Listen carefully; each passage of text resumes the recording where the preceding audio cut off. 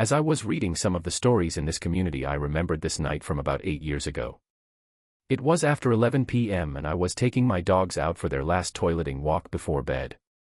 At the time I was living in a rural area, houses farther apart, lots of wooded lots around with wild pigs often crossing our path. I would often take long walks because one of the dogs had a problem with having accidents in the morning if he hadn't had an adequate walk to do all his business. It was dark, so I had the flashlight and wasn't expecting to meet anyone in the middle of nowhere, so late at night. But there appeared on the opposite side of the road ahead, another flashlight. We had few neighbors, but of the homes around, I knew most all of them from the years. On rare occasion someone else may be walking a dog, but I could count the instances on my fingers. As I passed the other flashlight in the night, a tall, thin, pale man, who I never saw before, crossed the street to my side and began to follow behind me. He yelled out, "Hey! I like your dogs. Can I pet them?" I stayed calm, walking briskly, ignoring him. My house was close and I was almost home, at the end of the walk. He continued to follow, yelling, "Hey! What's your name? I just want to pet your dogs." He had a thick European/Slavic accent. I ignored him and ran up into my house through the door, locked it and ran to my bedroom. I told my husband that there was a strange man who followed me home and that I was super disturbed that he knows where I live. My brave husband immediately ran out of the house, I guess to find this guy. I was on pins and needles waiting for him to come back. He came back home, with his steel baseball bat in hand. He said he caught up to him and asked who the hell he was and why was he following around a woman at basically midnight being a creep. The guy said he was new to town and he was walking around hoping to meet/make some new friends. Basically his story was bizarre and totally didn't make sense. My husband told him if he ever sees him again near our home he'd break his knees with the baseball bat. And I never saw him again. Until 2 years later, in a neighboring city. I was out with a girlfriend, looking at art in a museum when I turned the corner and it was him. I would never forget his face. He looked straight at me and I can't remember exactly what he said, but he knew who I was from that night. Something like, "Oh, you're the girl from that night with the dogs." I don't remember because I was in disbelief. Again with the thick European accent, tall, skinny, pale. I grabbed my friend's arm and quickly walked in the opposite direction. She asked me, "Do you know that creepy guy?" And I told her the story as we left the museum. Never saw him again. What are the odds of this guy being a coincidence? When I was 11 years old in the early 1980s, I had an experience so remarkable that I remember it very often still to this day.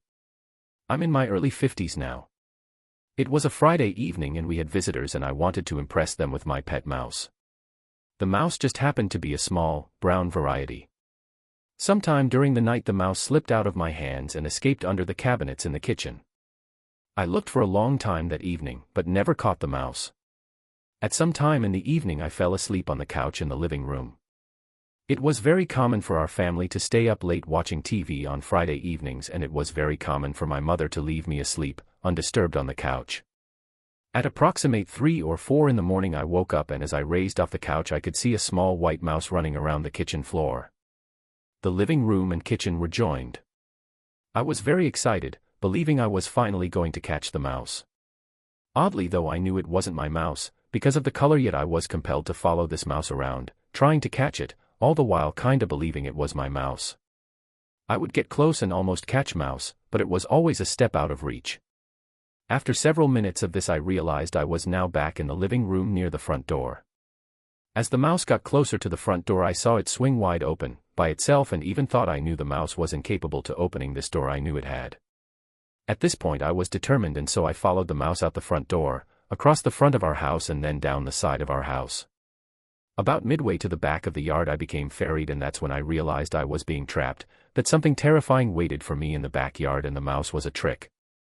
I turned around and ran back to the front door, which was still opened. When I entered the door I realized that whatever was waiting for me in the backyard was already in the house. I don't recall seeing it, I just knew it was there. My next memory is feeling myself floating in the air with light swirling all around me. Then it was morning and I was waking from the couch, believing I had dreamed the whole thing. 30 years later my mother and were talking and the subject of the old house came up, and that's when she told me she saw me floating in the air one morning with bright light swirling around me. That she could see me from her bedroom down the hall and that she was terrified and couldn't move. After some time she gained courage and came to check on me. I was sound asleep, back on the couch. She kinda thought she dreamed it too, but stated she never forgot it. That's when I shared my experience. What happened to me? I recently moved into a small, old apartment in a quiet town. The rent was cheap, and the place had a certain charm, if you ignored the creaky floors and the occasional draft. I didn't mind. It was just me and my cat, Luna. But soon, I realized something was off. It started with the whispers. At first, I thought it was the neighbors, muffled through the thin walls. But the whispers weren't coming from the walls. They were coming from the shadows. Late at night, as I lay in bed, I'd hear them, soft, unintelligible murmurs that seemed to float from the dark corners of the room. I couldn't make out what they were saying, but they filled me with a sense of dread. Luna noticed it too. She'd sit and stare at the shadows, her fur bristling, her eyes wide. Sometimes, she'd hiss or bolt from the room, terrified of something I couldn't see. It unnerved me, but I tried to brush it off. Maybe the place was just old and creaky, and Luna was reacting to that. One night, the whispers grew louder. They filled the room, circling me like a swarm of invisible insects. I couldn't move, couldn't breathe. The air felt thick with something dark and menacing. I sat up in bed, my heart pounding, and flicked on the light. The whispers stopped, but the feeling of being watched didn't go away. I began to dread nighttime. The whispers became more frequent, more insistent. They seemed to be calling my name, urging me to listen. I started losing sleep, too afraid to close my eyes. Every time I did, I felt like something was standing over me, waiting for the moment I drifted off. Then, one night, it escalated. I was lying in bed, wide awake, when I saw it, a shadow, darker than the others, moving on its own. It slid across the wall, inching closer to my bed. My heart raced as it stretched toward me, a black, formless mass that seemed to pulse with malevolence. I couldn't move. I couldn't scream. The shadow loomed over me, and for the first time, I understood the whispers. They weren't just noises. They were voices, countless, tortured voices, all begging for help, warning me to leave. But it was too late. The shadow engulfed me, wrapping around me like a suffocating blanket. I felt cold, so cold, and the whispers became screams, echoing in my head until I thought I would go mad. And then, just as suddenly as it started, it stopped. I woke up the next morning, drenched in sweat, gasping for air. The apartment was silent, but I knew I wasn't alone. The shadows were still there, lurking, watching, waiting. I packed my things that day and moved out, leaving the apartment behind. But the whispers, they followed me. No matter where I go, I can still hear them, growing louder every night. And now, I'm afraid that one day, the shadows will find me again. So when I was in high school, I lived in a dorm. It was during my exams, and I was the last one to leave the study hall around 12:30 a.m. I went to my room and I was prepping to go to bed. We had a night light, and I had a habit of reading the Bible before I sleep. I usually kneel comfortable, facing the pillows, and right beside me was my roommate. Deep in sleep, I could see her face, but it was not too bright. I was reading to myself, not reading it out loud, and maybe after a couple of minutes she suddenly opened her eyes, just staring dead in my eyes. I could sense she opened her eyes through my peripheral vision, and I stopped reading. I looked at her in surprise, and she suddenly pointed her hand at me, and started speaking a different language. It sounded very gibberish. I was just looking at her in shock, trying to think what to do. She started speaking more aggressively in that gibberish language. I got scared. I called her name twice, and told her to stop doing whatever she's doing or else I'm going to report her to the sister. It was Catholic dorm. She wouldn't stop, so I shook her hard and she slowly put her hand down and closed her eyes. I tried calling her again, but she didn't respond. I literally prayed with my eyes open that day, and I couldn't sleep.